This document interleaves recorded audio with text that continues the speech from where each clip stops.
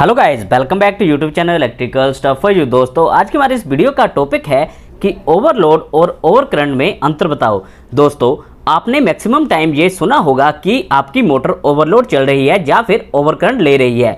But दोस्तों, अगर आपसे पूछा जाए कि ओवरलोड और ओवर करंट में क्या डिफरेंस होता है, तो मैक्सिमम टाइम और मोस्टली पीपल कंफ्यूज हो जाते हैं कि ओवरलोड और ओवर करंट एक ही चीज़ है। इवन दोस्तों, इलेक्ट्रिकल इंटरव्यू में भी ये क्वेश्चन जरूर पूछा जाता है कि ओवरलोड और ओवर करंट में अंतर बताओ। तो दोस्तों, सभी के सभी बच्चे यही बताते हैं कि ओवरलोड और ओवर करंट एक ही बात है। बट दोस्तों, ये ऐसा नहीं है, इसमें बहुत ज़्यादा डिफरेंस है जो कि हम इस वीडियो में डिस्कस करेंगे। तो चलिए दोस्तों, वीडियो को शुरू करते हैं। तो दोस्तों, सबसे पहले हम बात करते हैं ओवरलोड की। दोस्तों, ओवरलोड का मतलब है, आप मान लेते हैं कि हमारे पास एक 20 HP की मोटर है। ठीक है दोस्तों। अब दोस्तों, 20 HP का मतलब है 20 हॉर्स पावर, क्योंकि HP का मतलब हॉर्स पावर होता है। ठीक है। अब इसकी कैपेसिटी होगी 20 HP, मतलब हम इसके ऊपर, इस मोटर के ऊपर 20 HP तक की लोड डाल सकते हैं। ठीक है। अब मान लीजिए कि हमने क्या किया, इसी मोटर पर 20 के जगह 30 HP तक का लोड डाल दिया। ठीक है। मतलब अगर ये 2 टन तक लोड उठा सकती थी, ठीक है, 20 HP की मोटर, तो हमने क्या किया, 2 टन की जगह 4 टन इस मोटर पे लोड डाल दिया। तो ऐसी कंडीशन में ये मोटर क्या होगी, ओवरलोड कंडीशन में चलेगी। मैं आपको एक और एग्जांपल लेके बताता हूं। दोस्तों, आपने घास कुतरने वाली मशीन जरूर देखी होगी। अब दोस्तों, घास कुतरने वाली, जिसे हम टोका मशीन भी बोलते हैं, उसके साथ क्या होता है कि मोटर अटैच होती है। ठीक है। अब मोटर चलती है तो वो घास को कुतरती है। ठीक है। अब दोस्तों, आपने देखा होगा कि जो हम अगर घास की क्वांटिटी को बढ़ा दें तो जो हमारी मोटर है वो ओवरलोड चलना शुरू हो जाती है, जिसके कारण वो बीच बीच में रुक भी जाती है और कई बार हमारा जो पटा है वो भी उतर जाता है। ठीक है दोस्तों, जिसके कारण वो ओवरलोड कंडीशन में चलती है, तो उसे हम ओवरलोड कंडीशन बोलते हैं। एक और एग्जांपल मैं आपको लेकर बताता हूं कि जैसे मान लीजिए कि मैं ही हूं, तो मेरी कैपेसिटी है कि मैं 50 किलो तक वजन उठा सकता हूं। ठीक है। हर बंदे की कोई ना कोई कैपेसिटी होती है कि वो उतना वजन उठा सकता है। बट अगर आप बोलो कि आपको 50 kg नहीं 70 kg तक वजन उठाना है, तो ऐसी कंडीशन में मैं ओवरलोड हो जाऊंगा। मतलब मेरे से इतना वजन नहीं उठाया जाएगा, बट अगर जबरदस्ती फिर भी मेरे पर 70 kg वजन रख देते हो, तो उस कंडीशन में मैं ओवरलोड कंडीशन मानूंगा। ठीक है। सेम मोटर के केस में भी होता है कि अगर उसकी कैपेसिटी से बाहर हम उस पर लोड डालेंगे तो उसे ओवरलोड कंडीशन कहते हैं। ठीक है। अब आपको ये तो समझ आ गया कि ओवरलोड किसे कहते हैं। ठीक है। अब हम बात करते हैं ओवर करंट की। अब दोस्तों, ओवर करंट में आपको पता है कि कोई भी मोटर हो, उसका कुछ ना कुछ फुल लोड करंट होता है, जिसे हम FLC भी बोलते हैं। दोस्तों, मोटर की नेम प्लेट पर भी उसका फुल लोड करंट जरूर लिखा होता है। ठीक है दोस्तों।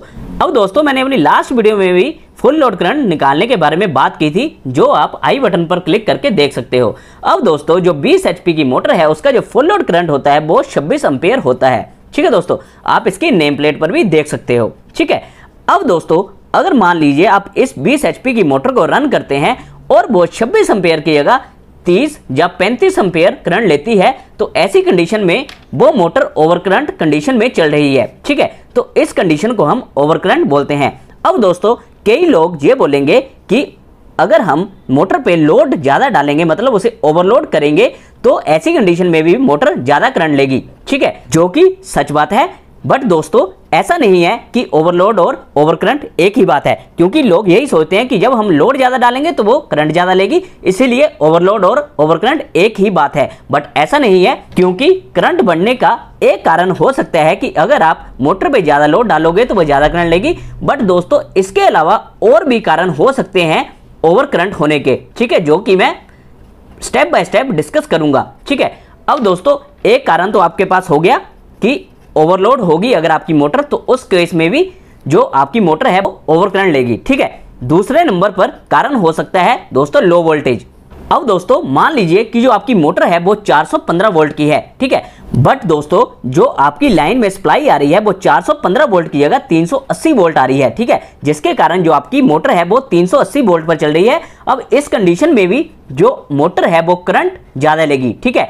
मतलब वो ओवर करंट कंडीशन में चलेगी। ठीक है। तो दूसरा रीजन ये भी है कि अगर आपकी मोटर के अक्रॉस वोल्टेज लो है, तो उस केस में भी वो ओवर करंट लेगी। ठीक है। अब तीसरे नंबर पर बात करते हैं दोस्तों बेरिंग जाम। अब दोस्तों, आपको पता है कि जो मोटर का रोटर होता है, उसकी शाफ्ट में बेरिंग लगे होते हैं, जो कि समय के साथ जाम होना शुरू हो जाते हैं। अब ऐसी कंडीशन में मोटर का जोर ज़्यादा लगता है तो वो ओवर करंट लेती है। तो ये भी एक कारण है मोटर का ओवर करंट होने का। ठीक है दोस्तों। अब दोस्तों इसके बाद ये भी कारण हो सकता है कि जो आपका रोटर है वो बहुत ही पुराना हो चुका है, मतलब आपकी जो मोटर है वो बहुत पुरानी हो चुकी है, जिसके कारण वो ज़्यादा करंट लेती है। मतलब जो मोटर का आरपीएम है अगर उसे मेंटेन करना है तो उस केस में अगर आपका रोटर पुराना है तो मोटर ओवर करंट लेगी। तो ये भी एक कारण है ओवर करंट होने का। तो दोस्तों ये अलग अलग कारण है जिसके कारण मोटर ओवर करंट हो सकती है। तो दोस्तों अब आपको आई होप क्लियर हुआ होगा कि ओवरलोड और ओवर करंट अलग अलग कंडीशंस है मोटर की। ठीक है, ये सेम नहीं है क्योंकि मैक्सिमम लोग इसे सेम ही सोचते हैं, बट ऐसा नहीं है। तो दोस्तों आई होप आपको इस वीडियो से काफी कुछ सीखने को मिला होगा और आपके कंसेप्ट भी क्लियर हुए होंगे। तो दोस्तों अगर आपको ये वीडियो यूजफुल लगी हो तो इसे लाइक और शेयर जरूर करें और ऐसे ही और वीडियोस के लिए मेरे चैनल को सब्सक्राइब जरूर कर लें। Thank you guys.